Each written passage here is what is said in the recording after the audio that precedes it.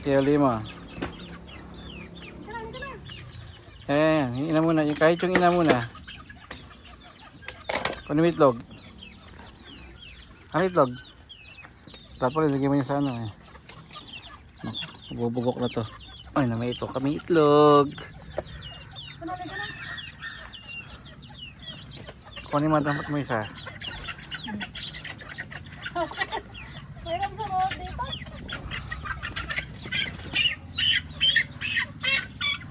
Ayan, huli, one down. Oh, oh. Loko ka. Ayan, dito ka, dyan ka.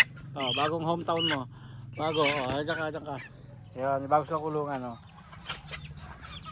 Dyan ka lang. Prito mo na to, kaya laga. Hindi na pwede, nabasa na. Makabugok na.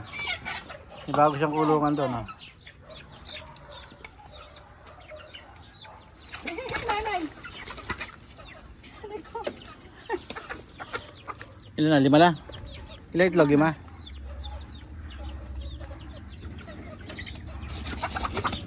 Nasa likod din nanay dito. Kaya tinatay ko nga punta rito. Huliin mo na yung nanay yun. Ayun sa gilid mo.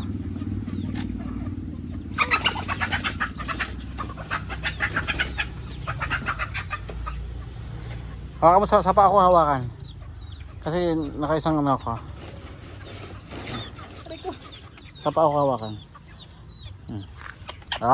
Hindi ko iluluto kita. Oh, pwede na ba to? Lutuin.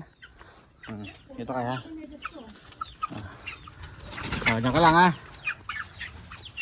Diyan lang kayo. Ayan o.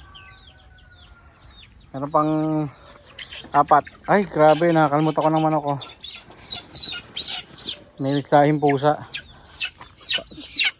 Ang liit na ito oh. Hop! Lipat ka. Lipat pa to. Hindi pa to pwede. Diyan kayo ha.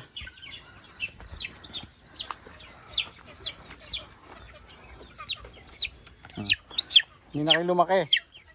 Well, ano lang ha. Ilan pa yan dyan?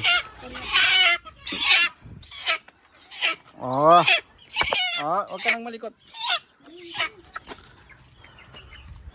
Last na yan? Last na. Ito may laki-laki. Hindi naman kayo lulutuin eh.